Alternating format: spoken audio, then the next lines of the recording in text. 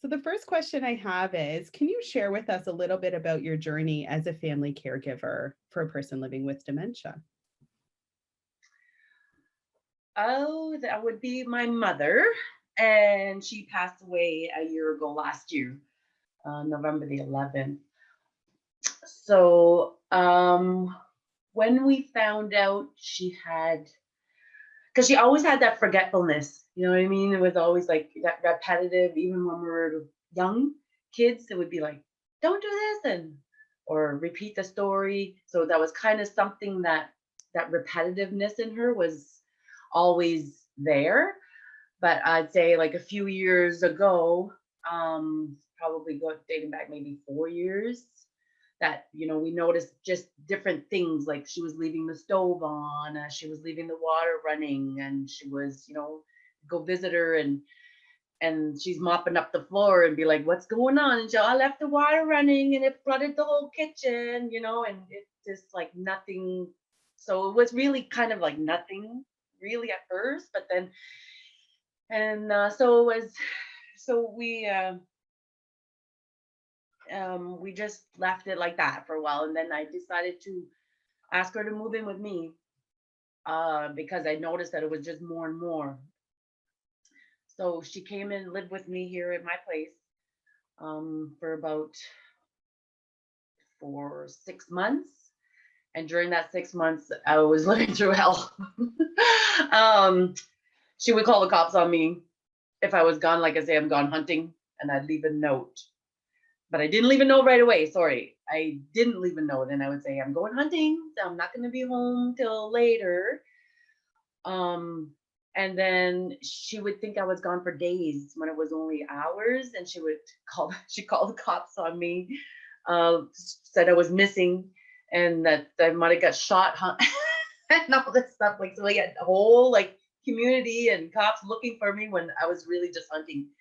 So when I got home that night, she goes, "Oh my God, there you are!" And I called the cops, and we're looking for you. And then and I'm like, "Oh my God!" So then I had to start leaving her notes because I know she didn't remember that. And then when I would do that, I noticed that she wasn't taking her medication. And when she first moved in, she had all this, like about 10 bottles of medication. And then I'm like, what is this for?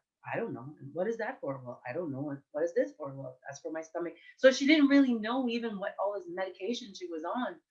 So I said, okay, let's go to the doctor. And so I start going to all her appointments with her, and kind of say, I'm like, so I asked the doctor what all these medications were for.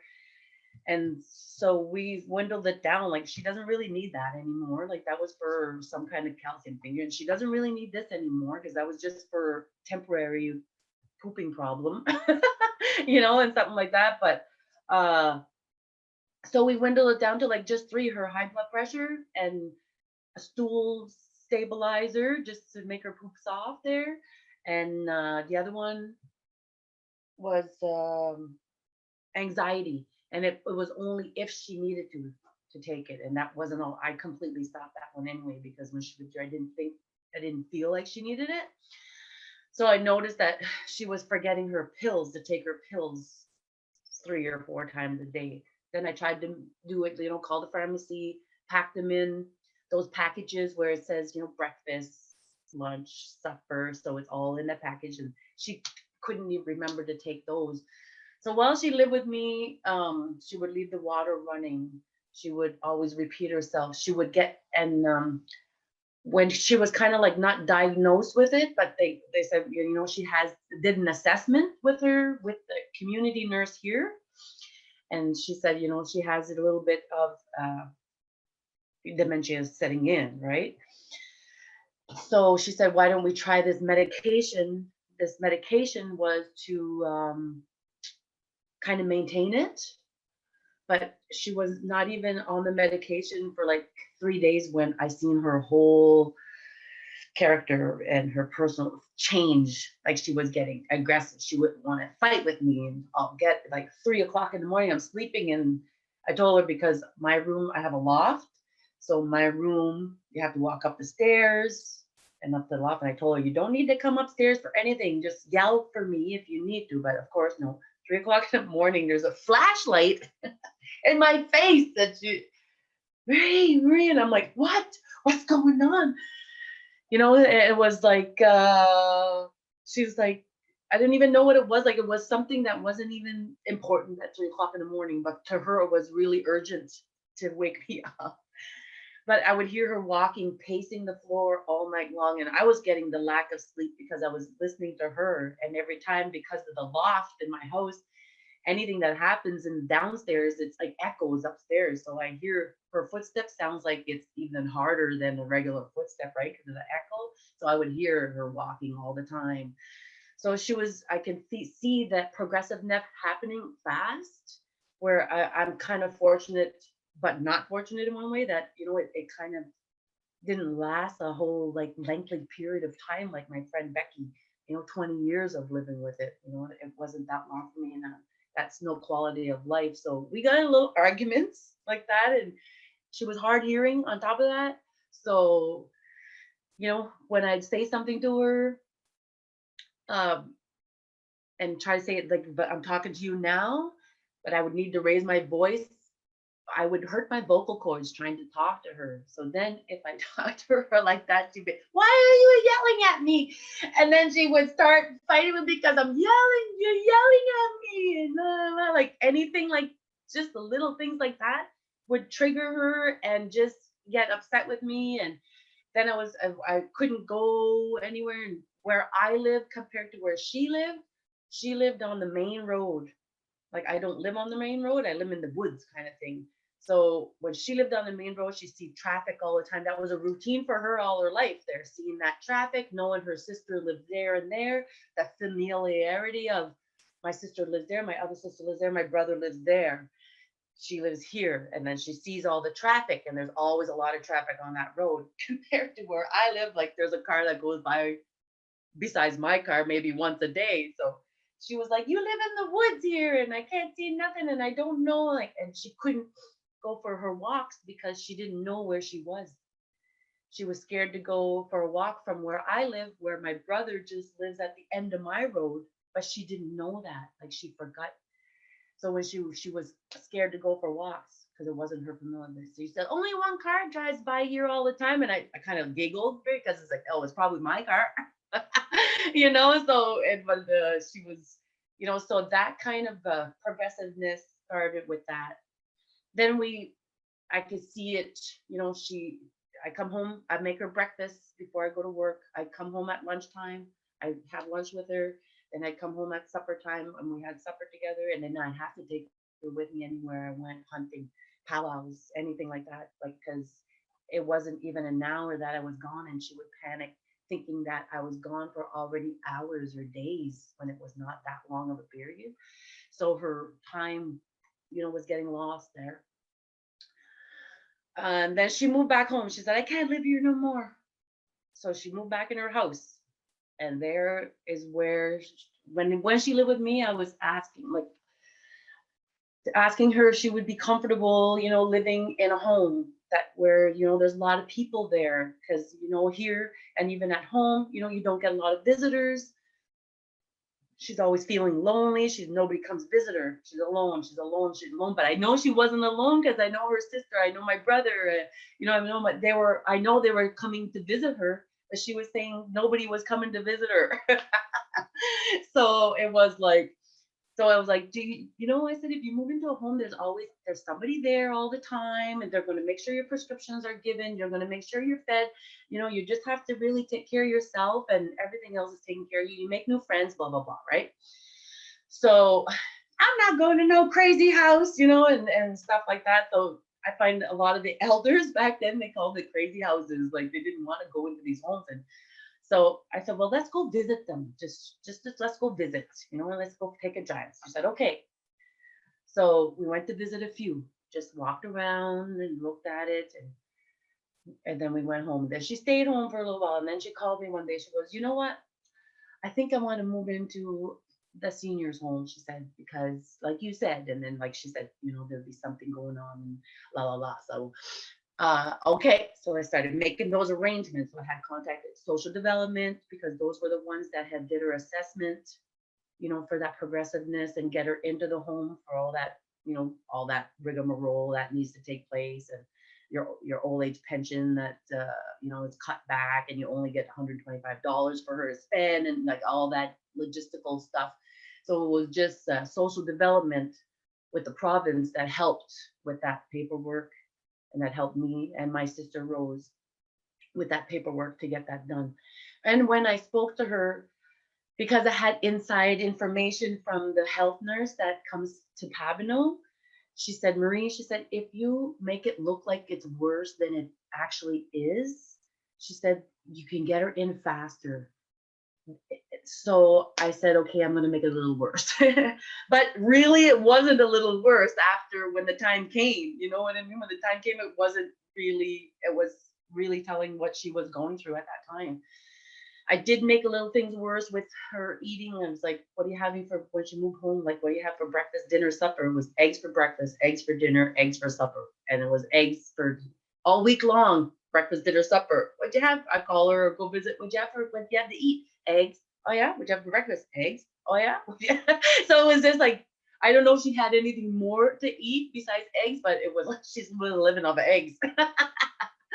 Yeah. So, and then like within a week, I had that fortunateness, like I said, with the health nurse in Pabineau here that helped tremendously with that application and giving tips to make it move faster, to make it look worse than it actually was, and to keep that connection with that social development, where I noticed some people just like, just let it roll or whatever, right? So I was like on top of it. I wanted to make it roll. I wanted to make it fast because I have a busy lifestyle, and I didn't have time to bring her with me to my meetings and stuff, right? I couldn't do that. So we got her into a home, and then she went into a home where it wasn't a lockdown one, right? So she went into the seniors home, and there I would go and see her as much as I can, which was, I started going on a daily basis just to get her comfortable in there. Then I talked to my sister. I said, you know what, I can't do this on a daily basis, but I can do it like weekly. You have to take a turn, I take a turn. Because I know my brothers and everything. I know it was me and my sister, but me that took the lead on everything. So we did that. And then the home afterwards, not even a year after in the home, like they were calling me frequently, because she would just be walking out the door and going for a walk and getting lost. And then the staff would be looking for her around where she would be familiar with walking. So now and then they would find her in that back of the building where she stayed, because you could walk around it.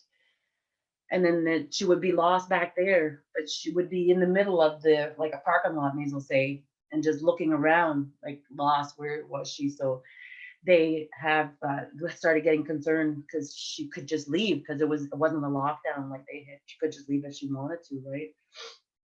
So then we got on the roll, and of course the owner of that home was the same owner of the other home. Him and his sister, they have a few homes. So as soon as that bed came available in that other home, and it doesn't matter how long the list was, I was fortunate that I got bumped up and she got put into the other home where it was locked down, so she couldn't just walk out. So then when she got put into that home, that's when it's almost as if when she just gave up. I don't know how it works, because I'm not sure how dementia works, but it was just like she kind of just let go. And I would go and like try to make a plant for flowers outside in the summertime, and like try to get her, because she loved flowers, and I tried to do the things that she loved the most. And she wasn't even caring about it anymore. Like that participation wasn't there. Like, okay, those are my flowers. Like I did that, it's like, and she would go to the other person's flowers because she liked those better, right? And like, what? You like geraniums? Why are you going over there? Those yellow ones over there, or whatever. But so that kind of, and then was deteriorating slowly, more and more. Like she called everybody Marie.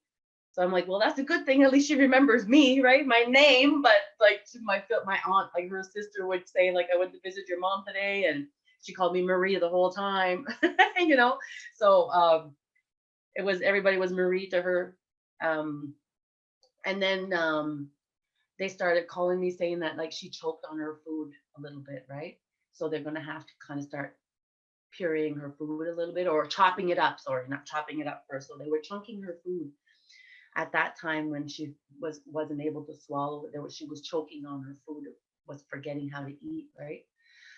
And then she fell, and when she fell onto her knees, and that ignited rheumatism in her knee that she is so she had rheumatism anyway, but it wasn't as strong, but it ignited that rheumatism in her knee, and she wasn't able to walk like she was able to walk before. So the girls that worked at the home would say like, oh, your mother is trying to walk, like she would walk up and down the halls all the time. And they said she had no problem walking. That's one thing your mom did, like walking up and down the hall, walking up and down the hall. But after she fell, that started slowing down. And then all of a sudden, boom, she forgot how to walk. So they called me and they said, I have to send her to the hospital because this home here, even though she's in like C section, the dementia section, they still can't take care of it if they can't walk. So she ended up in the hospital. And then she was in the hospital for 6 weeks. And in those 6 weeks, she went from I can't walk to I can't eat to like passing away. So it was just like, it seemed like 1 week to another, and even one day to another. It went from chopping up the food to pureeing the food, then to drinking out of the straw. Then I couldn't even give her, like, I walked in one day, me and my sister, and oh my gosh, she looks dry, eh? You can tell by the lips and stuff. Oh my gosh, she needs a drink of water.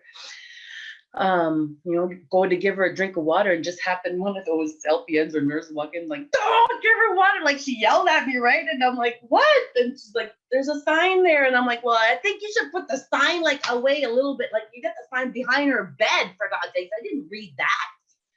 So it's like, don't give her any straws because she couldn't sip the water anymore. And I'm like, oh my God. So like I would go, at morning and lunch to feed her. So I would be by her bedside feeding her all the time.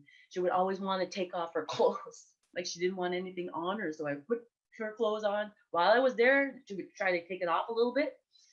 But as soon as I leave, the nurse would say, as soon as you walk out the room, she's like, takes all her clothes off again. I was like, oh yeah, I heard that about that dementia. They like taking their clothes off. I don't know, but maybe it was just having something on her. She didn't want any clothes on anyway. So I'm like, oh, PJ, I said, try to just put a robe on her. And she didn't want that either. So then I started trying to figure, going through her clothes. I had everything here. What would she feel comfortable wearing? Like, try to find those nice flowery stuff. Like she likes flowers, so I tried to get something flowery, and those spandex. So she can't really take spandex off, I don't know. Anyway, I tried to do that. So anyway, she got out of that stage of taking her clothes off, then pureeing her food. Then she couldn't go to the bathroom anymore either. But she knew, you know what I mean, that I need to go to the bathroom, but she couldn't get up to go. And then when the nurse did help her to go, she would just sit there and nothing would happen. So she would like forget how. Anyway, so that from there, like I said, she just deteriorated, lost, like in 6 weeks, she lost like so much weight. Like she went from probably 125 pounds to probably 80 pounds, in that 6 week period. When the doctor came in the first week that she was in there, the doctor came in, and it was me, my sister, my brother, and my brother's wife, I think, that were there. And when he said, they did that scan on her head, and he said that, and that's when I found out what dementia was. Found out that the brain has shrunk, right? And so he's starting to explain this, and I'm still like, what's going on? Like, I don't understand, right? What is dementia? Like, why is this happening? So he had to kind of explain, like, since her last October of the year before, she had that scan, and you could see that dementia was there. Her brain hasn't shrunk a lot, but it did shrink at that time. But from October of that year to October the next year, a 1 year span, he said that her brain has significantly shrunk a lot, like significant amount. your mother's going fast, like you should get the family here, and you know what I mean. It was like preparing us like right there. Like I thought she was gonna die that week, you know what I mean? And but he said you just don't know because of the way she has progressed.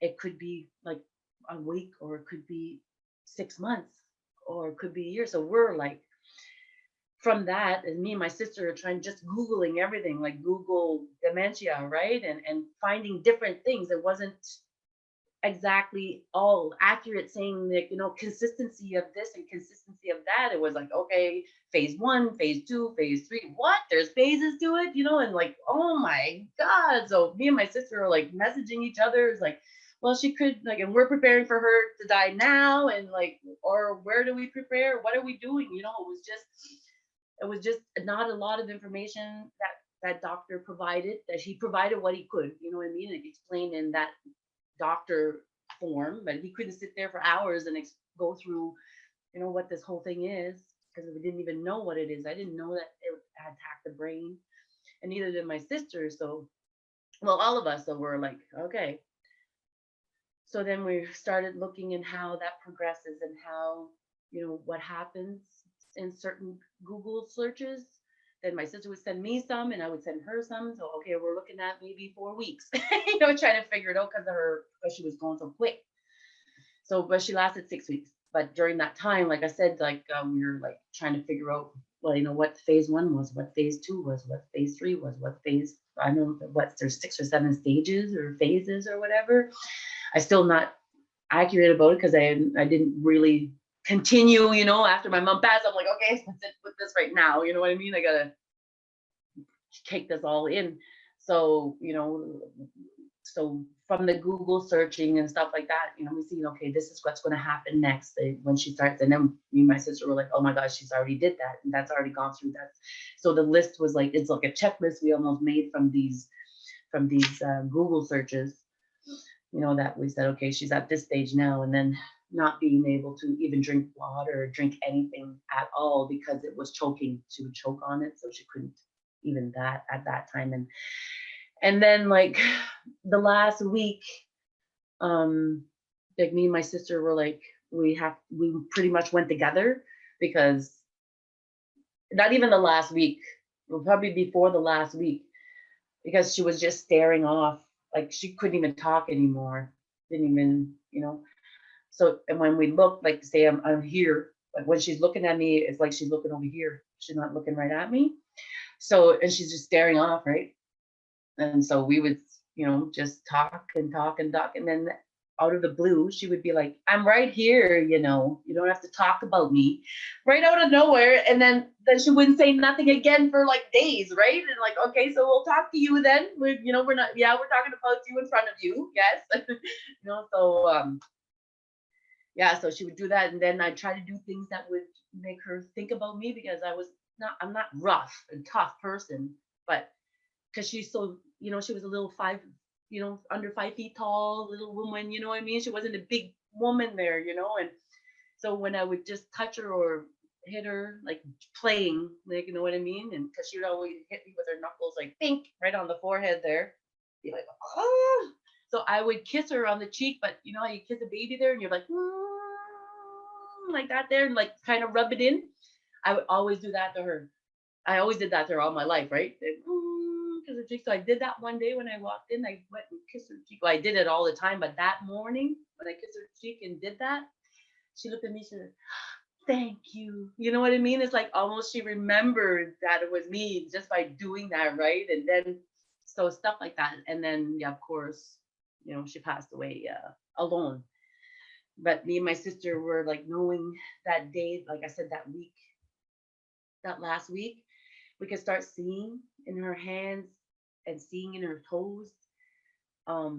It almost smelled, you can almost smell like she's ready to go. Like it was that kind of a smell coming from her skin, her body, or I don't know, her odor, because maybe she wasn't eating stuff. I don't know, but it was a really different smell.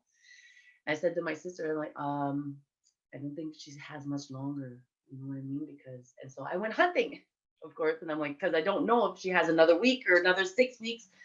So I went hunting and I got my moose, and in the backyard here, we're doing all the moose thing, and in my kitchen, got tables laid out. We put the moose leg, we're deboning it, and we're cutting it up, and we're bottling moose meat. So that day we got our moose done.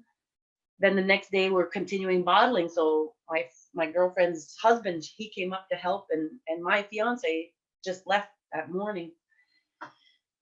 So he was just here to, just to boil them and just to help, right? And then I got the call that morning when it was November 11th at 11:30 when they called, and he said it was probably about a half an hour since we checked on her. So I'm thinking she died at 11:11. That's in my mind, right? On November the 11th, she died at 11:11 because I got the call at 11:30-ish, right? And he said he checked on her a half an hour before and she was alive. So in that half an hour, it was 11:11 to me. You know what I mean? So it's like the angel took her 11:11, November the 11th, right? Like she went to the angels right away. But so then and everybody in my family were hunters too. So I'm trying to. My brother was in the woods hunting, and at that time, and so he had to get everything down. But yeah, so but that distinctive smell is what my sister too. I didn't go the night before because I went hunting, and my sister went, and she texted me like that day, and she's like, okay, November 11th, they have Novemberance Day celebrations here. So her and her husband, because her husband's father is one of the veterans, so they would always go and we have a Pabino and have that, you know what I mean? Pabino being part of them, remember, stay down here. So she was at the Civic Center in Bathurst at that time when I was trying to call her. And so yeah, so like she texted me that night. She said, Marie, seriously, she said, I don't think mommy's gonna last another day because I can just see it in her eyes. I can see it and I can just feel it. I know she doesn't have long left, right?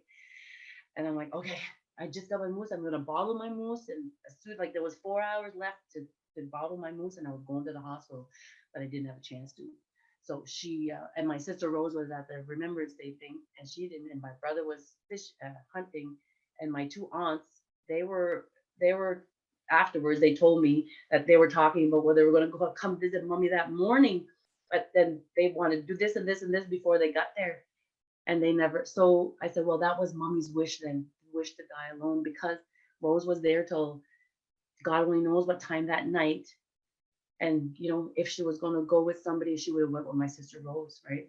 So anyway, so that's, yeah, blah blah blah.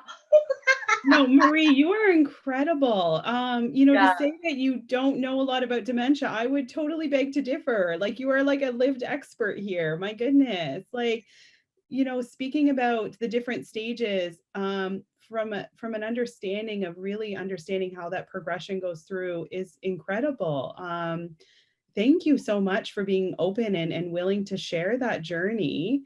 Can you speak a little bit to us about your experience? Because as you were saying, worrying about her, maybe going outside, or, misunderstanding time where, feeling like you were gone for days and days when you may have only been gone for a few hours, or having her, join meetings and stuff with you because, your life continues, right? Your responsibilities and your needs continue. What was that like a little bit for you and for your life at that time? Yeah. When I decided that to move her in, like it took me a little while to decide that because I knew that it was going to have to, I had to make a big change. So I said, that's it. I put everything on hold in my life, like my relationships with men and whatever, right? And I was single at that time. So I was like, no more men. And then, and so I said, that's it. I'm going to, like, mom took care of me all my life. I'm going to put my life on hold and take care of her. So I decided to do that. When I did that and she moved in, it was challenging, and it was really stressful because of the fact that I had this freedom, right? All my kids are growing up. I have grandkids. I don't have any responsibilities. I was single. I didn't have. I could come and go as I please. Go hunting, go fishing, go driving, go in the woods, go whatever, right? So that put a toll on that life of my social life. I was a social butterfly, but it was stressful, but I wanted to take care of her. I wanted to help her, and get through that with her. But I found that as she got worse and worse, it was challenging for me. And even being at work where, I used to work at the band hall at that time, and I work from home now. Excuse me, it was like 2-minute drive to my work and, back home. So even being just home at work, 2 minutes away, I would worry about, oh my God, like she's gonna set my house on fire, or she's gonna leave the water running, or she's gonna, you know what I mean? So I didn't want to cuss. And I come home even at 10 o'clock sometimes just to check up on her, because, and then I'm glad I did that day, that whatever instinct told me to come home, because she did put the stove on, and there was a knife that was on the stove, and I never put knives or any of the utensils on the stove. And then she blamed me for leaving the stove on and burning that knife, right? And I'm like, I just got here. Okay, blame me. So I got a lot of the blame for things that she did. So it was very stressful, but very honoring at the same time to try to help her with that, because she was a beautiful woman, strong woman. She was one of the ones that led in 1985 when we got our rights back. She was one of the women here in New Brunswick that advocated and made it called New Brunswick Aboriginal Peoples Council. At that time, they created these women, these strong women got together that lost their status from marrying a white man. So she was one of them back in 1972 that started with these group of women to start fighting for their rights back. So she was one of those women. So I said, I have to help. She's making me strong. That's where I get my strength from. So I have to be strong for her to get through this. I felt I was strong a lot of the time, because one of the things that when my dad passed, I didn't live here. I lived away, right? And my mom said, all my brothers and sisters lived here in Bathurst and Papineau. I was the only one that lived outside of Bathurst. And she's like, can you move home? So you're the strong one. And as soon as I got here, all my brothers and sisters, oh, you're the strong one. Now you take over everything. It's like, okay, so I had to do all everything for daddy when he passed, like all the funeral, blah, blah, blah, all those arrangements, right? So that happened the same thing with mommy, because mommy lived here with me. And before that, I ended up being power of attorney. So I got all that responsibility. She signed me like before she got to that, level of not being, that we went to the bank to make sure I was all on everything for financial. We had to do all that. I would bring her, okay, but she had a right frame of mind at that time. So my name was joint on everything with her to make sure that all that financial stuff would be taken care of. So it was challenging, yes. The things that happened was concerning. The concern went higher and higher, because I could see, because she was living with me, and I could see the difference on a daily basis from her level being switching up all the time. So like that medication I was telling you that she was on, that I took her off that medication in that week, because in that week she totally like changed personalities, changed to this like woman, right? So like, I'm not giving you those pills no more. I didn't even tell her, because she didn't even know any difference. But I told the doctor, I said, I can't give her that medication. She's just about aggressive, and mom was never that way, right? So it's just like, no, no, no. So we took her off of that medication, and then again, I had to make sure, all her medication was given to her. So that was adding, I had to make sure I cooked stuff that was able to, she'd be able to eat.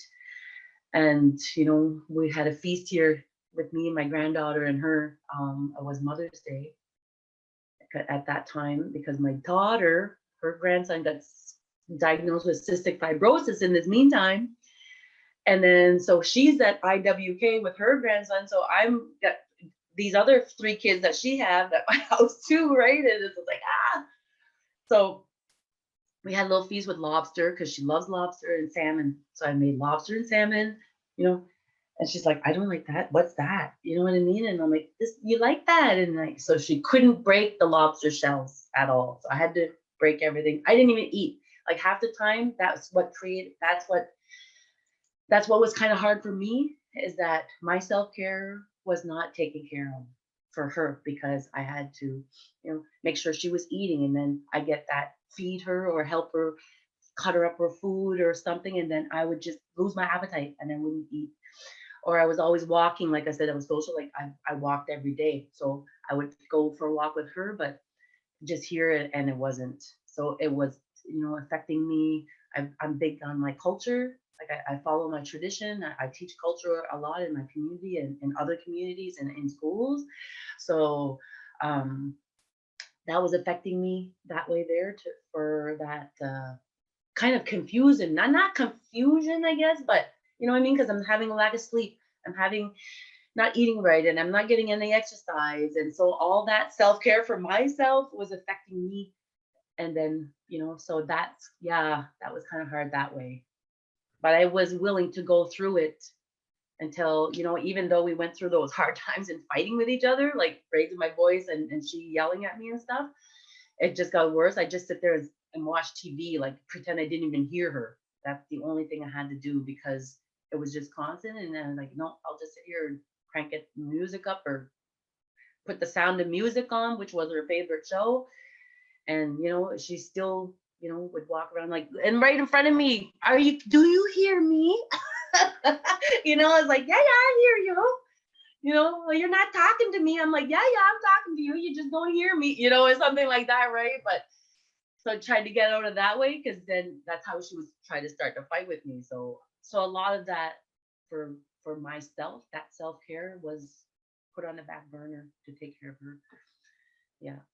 Can you talk a little bit about, you talked about Indigenous culture and being in your community and maybe being out of your community and then coming back.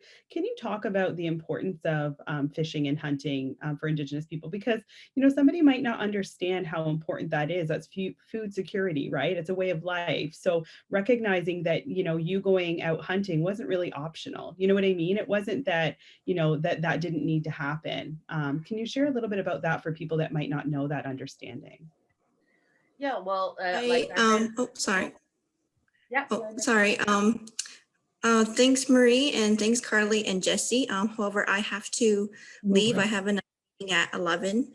So first I just want to say thanks for Marie in joining the session, and it was really nice to meet you over the Zoom in person, sort of Yeah. through our talks on the phone. So Yeah. it's really nice to see your face. And yeah, so thanks again for sharing your story. And it's really nice to see and hear your story from your perspective and not just from the other caregivers that we talked to Yeah. in your province. So thanks again, and I will touch base with both of you later on. Okay. Okay. Thanks, Megan. Yeah, Megan. Okay. Thank you. Bye-bye. Bye. Yeah, so I think, for a lot of people, they might not understand the importance of that in the culture and about why that isn't really an optional thing, that really was a necessary action. So can you share a little bit about hunting and fishing in Indigenous culture? Yeah, well, that been since I moved back home here. That would be in 2007 when my dad passed away. Um, I started, doing that again because when I lived away, I wasn't familiar with the area. You don't know the people, so it's not, I'm not going to go in the woods in a strange place and like end up here. If I go in the woods, you're going to bump into somebody pretty much, right? So I'm not scared to even go into woods by myself. But yeah, so starting that 2007 is like, you know what, I'm gonna follow like what I did before when I lived here before I moved away. I was in the woods hunting, fishing. That's part of our culture, part of the identity of who I was, and also to teach that when I go to the kids in the school, grade 3. I'm in the grade 3 class for 7 weeks. They have questions like you wouldn't believe that, they want to know all this stuff. They want to know Mi'kmaq. Anyway, so, but for us, that's our livelihood. The salmon that we fish in the spring of the year.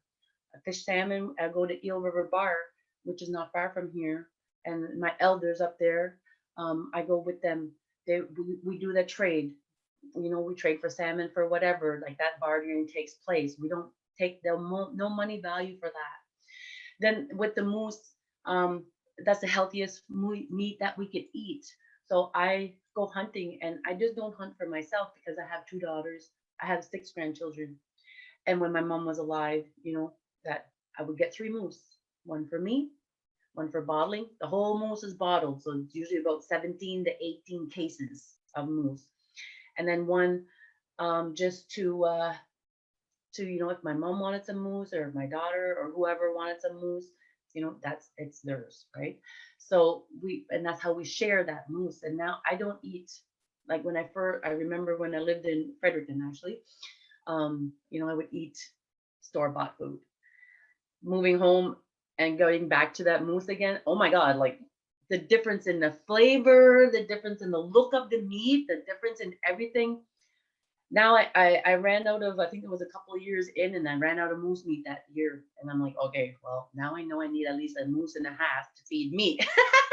And I live alone here, but I do a lot of, because of the gatherings and because of all that, like I always made moose roast, or I always made moose steak thingies, or I always made moose stew, or I always made something moosey, right? To go and bring, so that moose would, be given away, actually, right? So anytime I make something, it was always moose, moose, moose, moose, moose. So that meat went down quite fast. So I went to the store, bought a hamburger from the store, made a spaghetti sauce, and I gave the whole pot away because it was like gross. I was like, oh my God, this does not taste like meat. It doesn't taste like hamburger. It doesn't taste like moose burger anyway, right? It was just like, so yeah, that important factor of that moose, because I teach that with also, it's part of our culture. Our ancestors, had that deep respect for that moose a long time ago. We use every part of that moose a long time ago. And that is something that I've been trying to bring back, doing these ceremonies and having a teepee in my backyard and doing this cultural stuff, and that moose is part of it, where I didn't get down to finding those people that could help, hide that moose that takes 2 weeks, right? I'm not down to that, but I'm down to hanging it in my yard, skinning it, showing my grandkids, my daughter. And now with COVID, I could only have 10 people here, and I still follow the rules, even though they're family. This is how you skin a moose. This is how you quarter a moose. You take this big piece and then you put that on your kitchen table, right? And this is how you debone it. And this is how you would make hamburger. So this is how you would make bottled moose meat, which is preserved. That bottled moose would last, in a cold storage for years, right? And preserving it. So, and that salmon, right, is always part from like spearing way back in the day to now, they're a little bit more modern, but we still have that salmon and that moose. That's definitely part of our food that's healthy. Looskinnigan, it's the same thing. So when I do things, it's a looskinnigan and a moose stew, salmon and fiddleheads. We pick fiddleheads here off the land, right here in our own backyard. So, I have fiddleheads in my freezer, so that is a very important, and I teach those things to the kids, like, like that moose. We used to use, that the moose tendons for the sinew, to make the sinew or to make the bowstrings of a bow. I explain that to them, that this is what parts of the moose were used. We respect that moose because the moose respects us. We learn from those four-leggeds. We learn all those teachings. We learn how to survive from them. The bear, the bear digs up the medicine. Well, what kind of medicine is he digging up? We want to know this, right? So our ancestors would go and check it out. And that's where we come up with the bear root and, the muskrat root. And, that was them for healing. So we're going to heal from it too, right? We learn from those four-legged animals. And that's the thing we learn from the moose. The moose and our ancestors had that relationship because they used every part of that moose.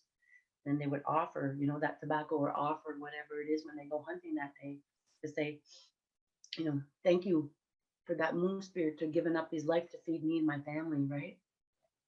You also I don't know if I explained it. I probably went on. No, that was beautiful. It was beautiful because I think some people think of it as, you know, the Western sport idea, right? And it's so different. And people don't understand that level of respect and understanding, and that every piece is used and that it's a ceremony, it's people gathering together. They don't understand that. So I think the way that you've described it is beautiful and really reinforcing the importance of that.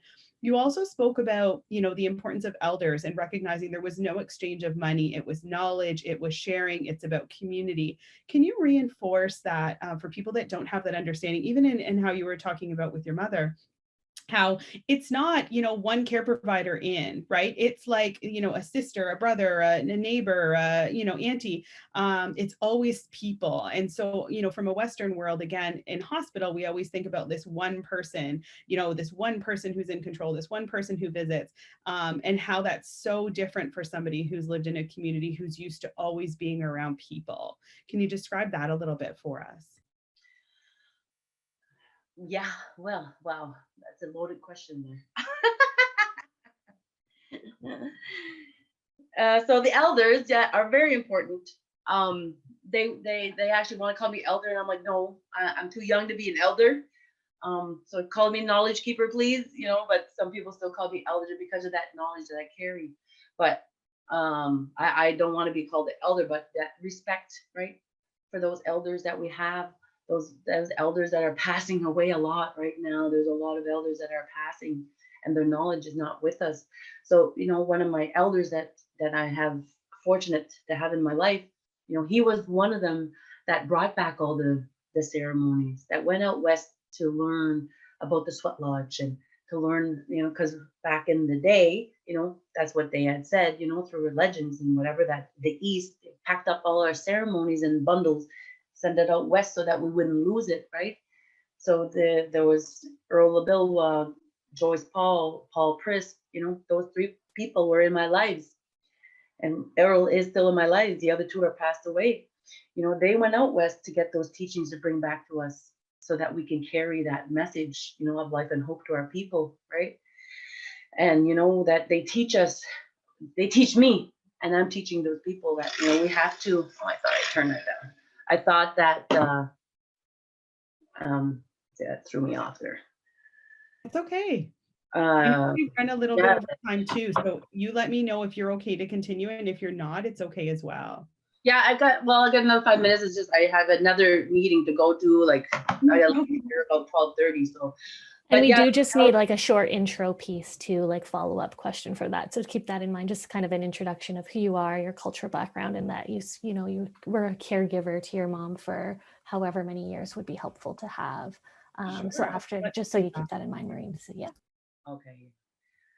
Yeah. So what the elders taught me is, like, you know, we have to, you know, have acknowledge all those the ones. And when I say that opening prayer, right, we invite those four-legged, all the ones that are on four legs, not just the moose or the bear or what we eat, but everything on four legs.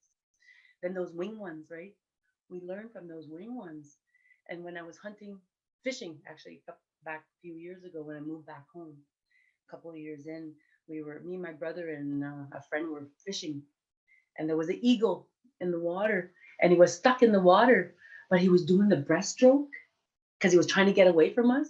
And I'm like, that's where we learned the breaststroke from, is from that eagle. Like, it was trying to get away from us, and it was so beautiful. But and the way he was doing it, I'm like, that's the breaststroke, right? So that's where the wing ones is where we got that breaststroke from swimming for. Those wing ones, those water ones, what we learned from all those water ones, right? Or that frog when I went fasting. That's a frog is a four-legged, but is born with the little eggs to a polywog to, you know what I mean? All those different transformations that the frog makes, to understand that elders understand that knowledge, that those animals, the four-legged, the two-legged, the wing ones, the water ones, even the little creepy crawlers, and all of the plant life, and even the trees, right?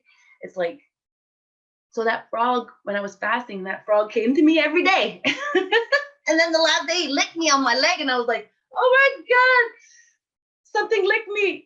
And I didn't say that. I just like, oh my God. And Karen, another girl that was with me, and she was like, what's going on, Marie? I can tell in your face that something's happening. And I'm like, something is like crawling up my leg right now. But it was like the bottom of like my ankle.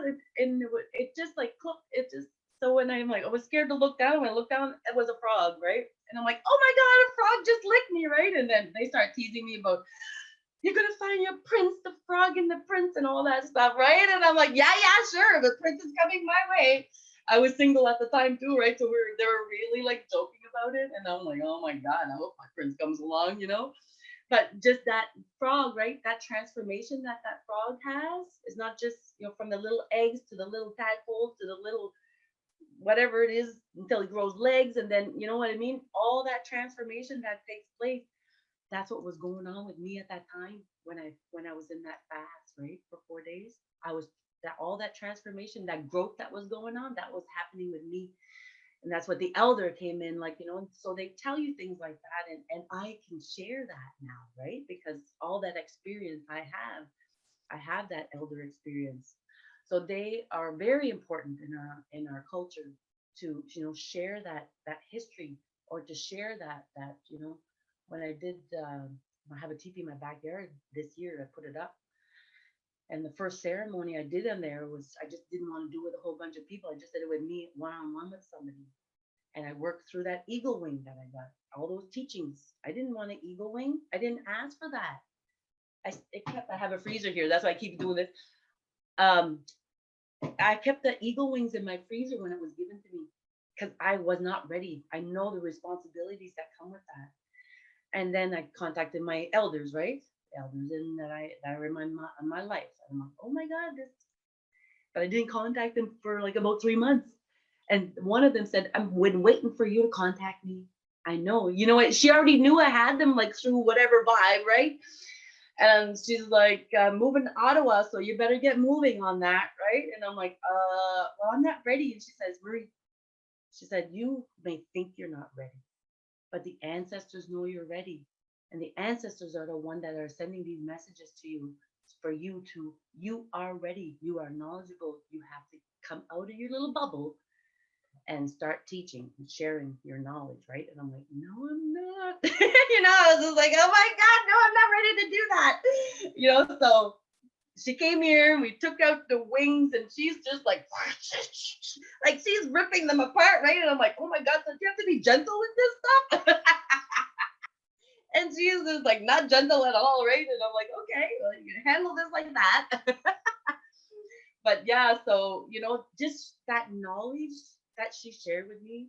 So those elders are very important to share that, and I'm sharing that with my kids and any kids, and that those animals, those fish ones, those that are very important in the circle of life to survive.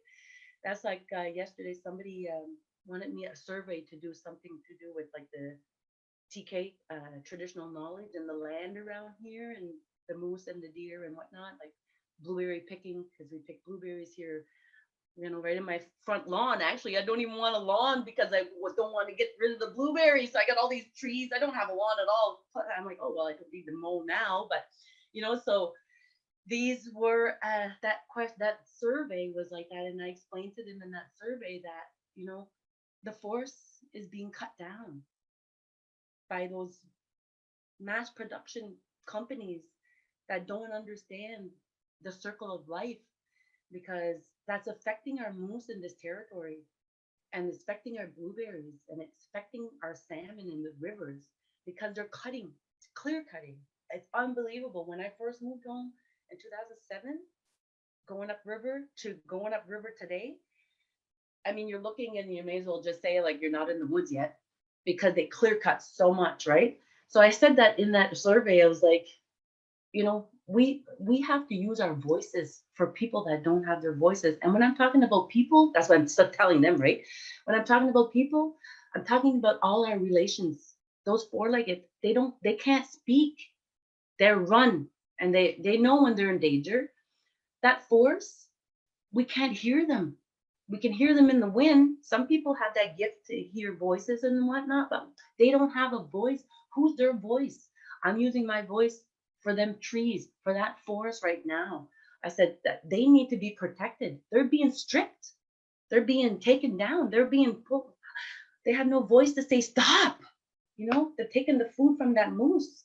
What is the moose going to eat on now? Because they're getting all hardwood. Moose eat hardwood. So it's that circle of life needs to be understood. Thank you so much, Yeah, Marie. So we'll get you thank to do you. a little introduction of yourself. So just a short clip that we'll play at the beginning, and then maybe just stating that you were a family caregiver for your mom and for your community. You continue to do that, as you said, for people in your community that require support. Do I can say it in my language or say it just in English? Yeah, you can say it in your language if you want. Sure. Okay. Nin dalawisi lentok teach Marie Kryszko. Nin dalawi win pegijuik Galnugadi, which is Papineau First Nation. I've been following my culture for over 25 years. I've been a caregiver for my mom with dementia. She had dementia when the last couple of years of her life, which was probably the last 5 years of her life that we really started knowing. And so, yeah, I've been a caregiver for her. Wonderful. Thank And you. then the very last question I'd like to ask is there anything that you'd like to share? I think one of the things that really hit me is that you spoke about not really knowing even that this was dementia and really as a family just adapting this care as you went. And then also about being able to access resources within your own community, which meant she was able to stay within her own community. And if there were care providers coming into the home, or as you were working through those transitions of the team learning about her, what were some things that you'd like people that were supporting her care to know? Um, for the resources, I'm not a big person to go on Google and search stuff because I'm not like, because there's false information and stuff like that. So it was a lot of digging. So there was not much, no resources at all in the community that I could pick up a pamphlet or pick up a resource kit or pick up anything to say what dementia was. It was just that family doctor or she's not even a doctor, she's a nurse practitioner that was the one that relayed that information. And she really didn't tell me that it was to do with the brain or anything. It's just like, okay, she has dementia, right? And it was the doctor at the hospital that day, that week mom went in, that I knew what dementia was. He explained it at that time. So for all this amount of time, I had no resources, didn't even bother looking it up because she wasn't diagnosed with it or whatever. And so it was just the community nurse practitioner that comes, and the community nurse that kind of helped with rolling things on. That helped a lot, and the social development in the province of Bathurst here that helped with the resources. So what would you like people that maybe are either new to working with Indigenous families or communities, or people that are new to dementia care, what would you like them to know about supporting a person who's Indigenous living with dementia? Be prepared. And I think by having as much resources as you can on hand, like have a checklist or something like that, or I don't know, because it varies from different people. The ones I talked to, even like the ones I had did with being on the call and listening, everybody's story is different. Nobody has the same story. Nobody lives with it at the same amount of time. Like, mom really bad for 6 weeks, where she lived with it for 5 years, but it only just aggressively took place, in 6 weeks, and boom, where some of them that told the story was like 20 years long, where they were living where they didn't even know who they were anymore, and living a long period of time with no quality of life. So they have to be prepared, because it was just me and my sister at the end that went to visit, because my brothers didn't want to see her this way. Like, hello, that's your mom, right? So they got to be prepared for your mother or whoever you're caring for with dementia, that there's deterioration. There's stuff that's going to happen that you're not going to like. It's not your mother anymore. It's not your father, or it's not not that person anymore. You have to be prepared. Prepare yourself physically, mentally, for that change that's going to happen. That's one good thing, like to prepare yourself, because I wasn't prepared to do that. I wasn't prepared to feed my mother every day. I wasn't prepared to do that. I wasn't prepared to just watch her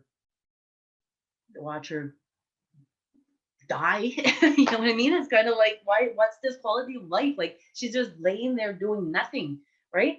There's no quality of life, no talking, no walking, just laying there in a gaze, and that's it. Like you have to prepare yourself, so if you visit or if you have that care, like have that other person, another person for sure to support you. If it's your boyfriend, your husband, your sister, your brother, whatever, I think another support person to help you.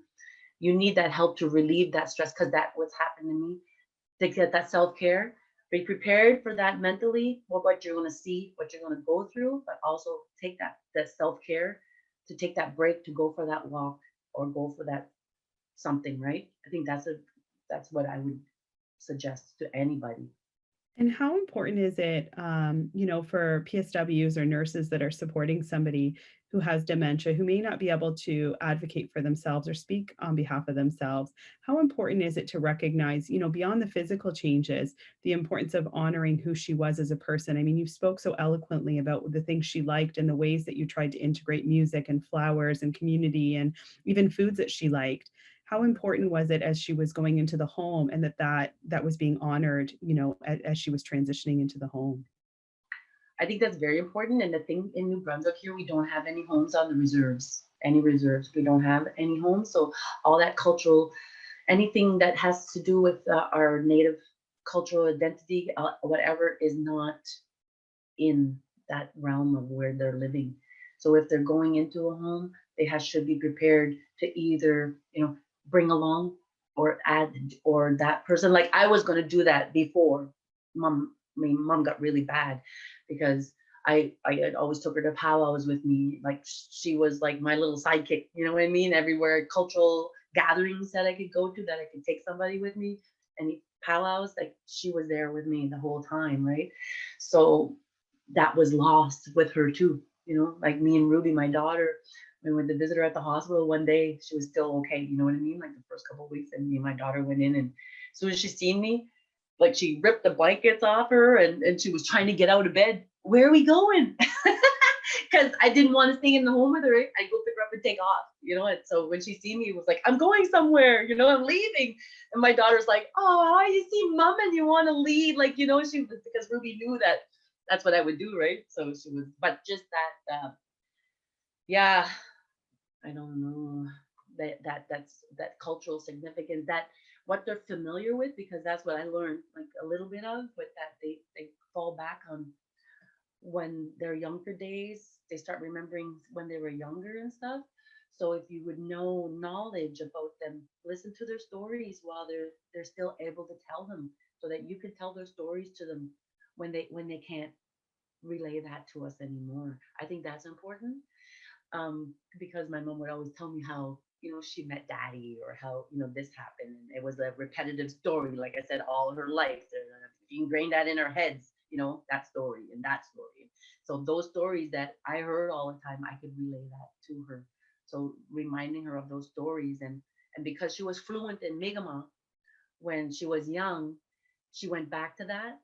So I don't think she understood a lot in one day, because I'm not fluent in Mi'kmaq, but I've learned quite a bit of words to hold a conversation. It's kind of, but so I went in one day and I was by myself, and I was like, wait, mom, Medellin, that means how are you, right? Oh my God. She took off on like a mega mom. Like she talked, mega mom. And I was just like, yeah, yeah, yeah. Because I wish I would have been able to speak that language at that time to reply to her. I only could catch words here and there, but I knew she went back to where I knew at that time that she was back where she was younger, when she could only speak Mi'kmaq. So I knew she was back in that stage of life where I didn't know nothing about her. You know what I mean? So but I knew about those stories she would tell me at that time when she was a kid, and when she got into a car accident, and I can relay that story to her, or kissing her on the cheek, and when she, oh, thank you. And that's all she said, and went back into her little world, like, that world she's in. So yeah, it's, I think it's very important to, put that person that's going to end up, or in that toolkit that we provide or whatever, listen to the stories of your mom or that kid or that person, remember those stories, because you're going to have to relay them back to them afterwards for them to start that conversation, right? To bring them back to you. Because I can tell with my mom, when I look at her eyes, I can tell if she was here with me that day when I walk in, or I can tell if she was gone. Like there's that almost that glare in the eyes that you can see that I know she's here with me, or I know she's not. So when she's here with me, I do present stuff right away. And soon as I see that glare coming across, I know she's not here anymore with me. Then I'd have to change my whole, okay, this is what I'm gonna talk about now. So I'd start, talking about daddy, or you know what I mean, something that love or whatever, right? Yeah. So I think those stories, that history, of that, to learn, to understand, so that we'd be able to give it back to them when they're not able to.